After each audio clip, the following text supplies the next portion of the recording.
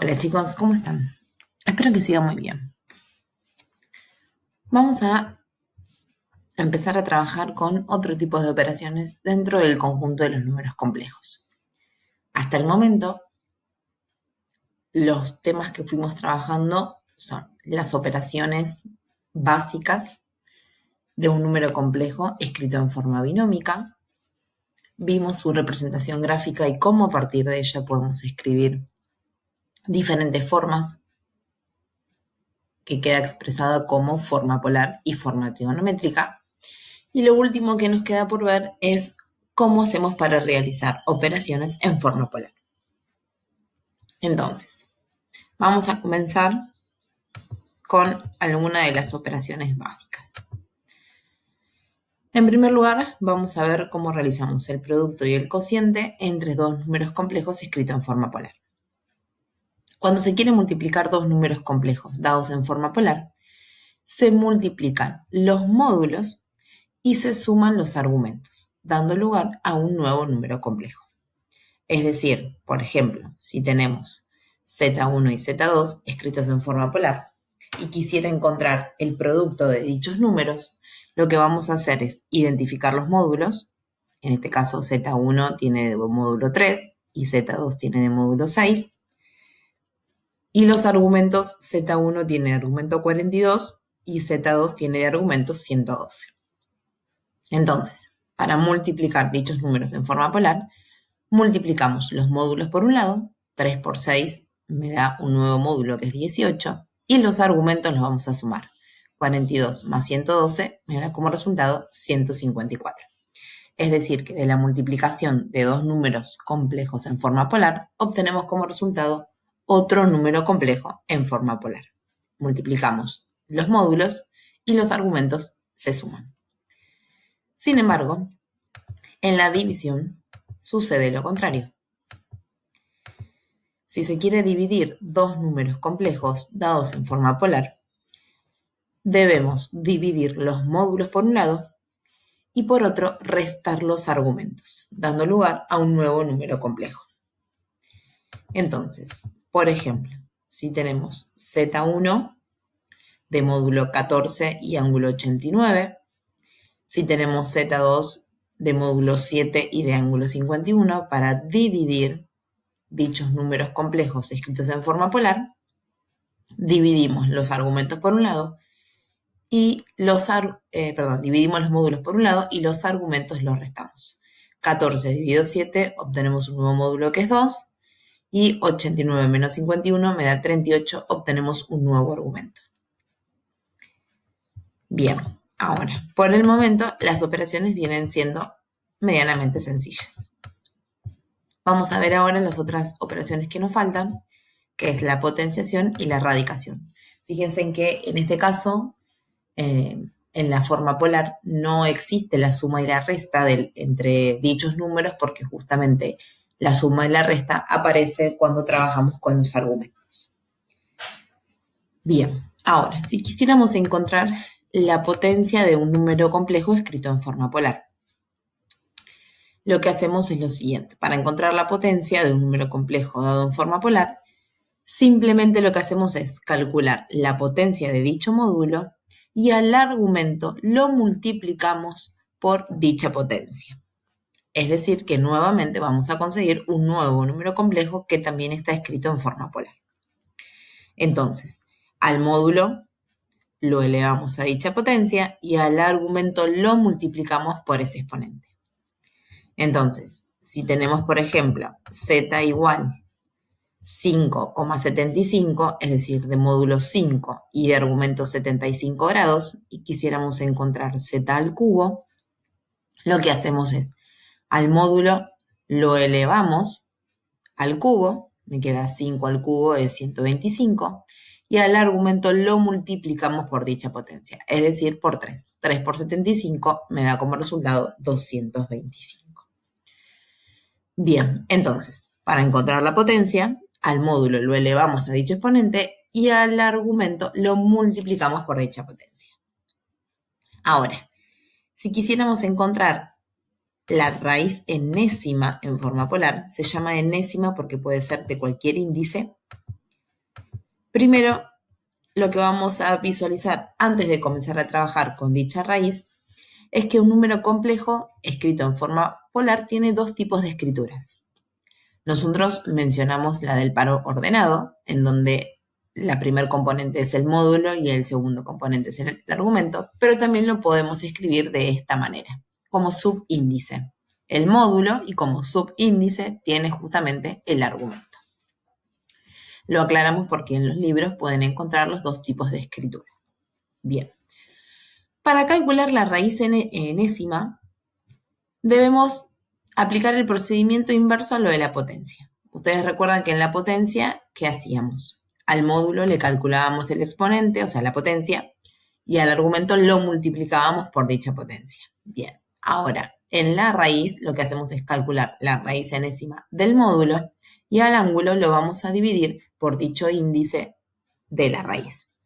Ahora, en la raíz vamos a tener que tener en cuenta una sola expresión.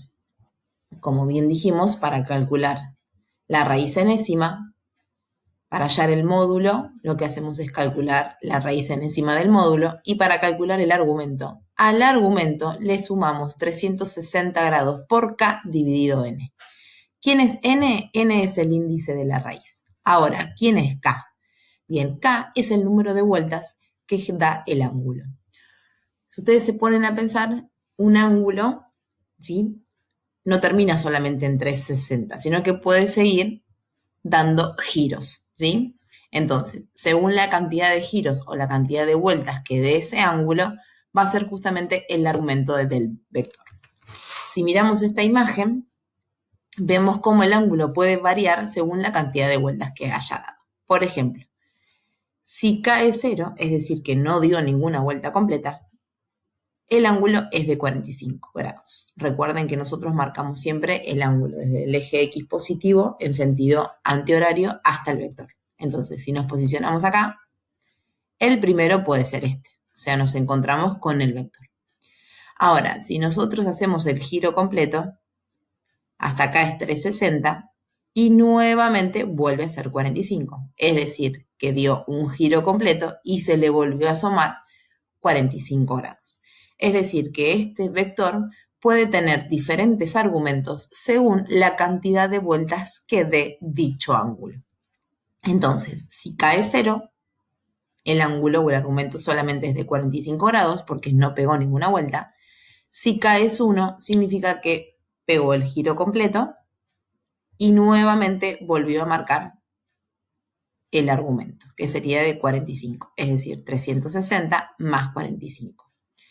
Entonces, nosotros lo que vamos a tener que tener en cuenta es cuántos giros ha dado el ángulo antes de llegar al vector.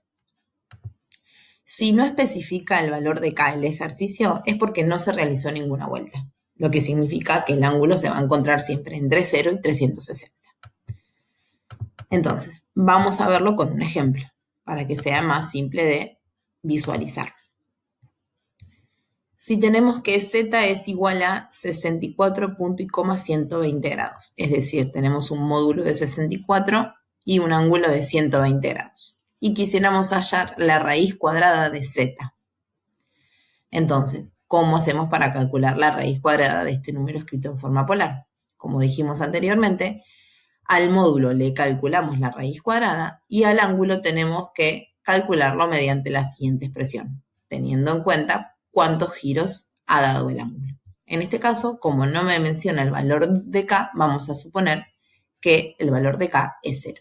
Entonces, calculamos la raíz cuadrada de 64, que es el módulo, por lo tanto me da 8 como resultado.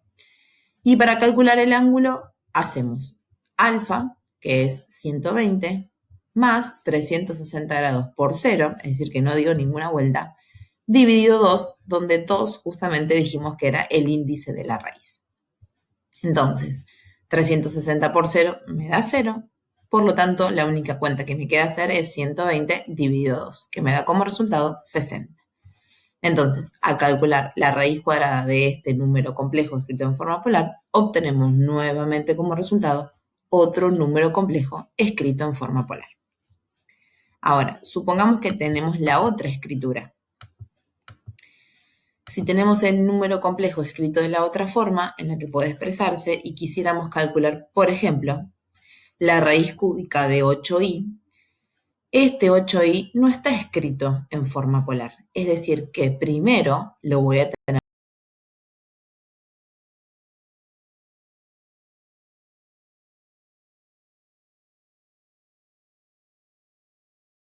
y su argumento, para poder calcular su módulo y su argumento, lo graficamos. Si es 8i, significa que no tiene parte real, lo único que tiene es parte imaginaria, es decir, que el vector comienza en 0 y termina en 8, es decir, que el vector me queda sobre el eje y. Entonces, el módulo, sea la longitud del vector, si contamos, es 8, y el ángulo, recuerden que lo marcamos siempre desde el eje X positivo hasta el vector, es decir, que tenemos un ángulo de 90 grados. Entonces, conseguimos quién es el módulo y quién es el argumento. Una vez que lo conseguimos, lo que vamos a hacer es escribirlo de la otra forma, como subíndice. Es decir, que la raíz cúbica de 8i es lo mismo que decir la raíz cúbica de 8, ¿sí? Subíndice 90, que es el argumento. Entonces, acá lo que hicimos es asignarle valores acá. Es decir, que cuando k vale 0, si sacamos la raíz cúbica de 8, que sería el módulo, me da como resultado 2. Como k es 0, lo único que tenemos que hacer es a 90 dividirlo por 3. Entonces, el nuevo número complejo me va a quedar 2 subíndice 30, que sería el nuevo argumento.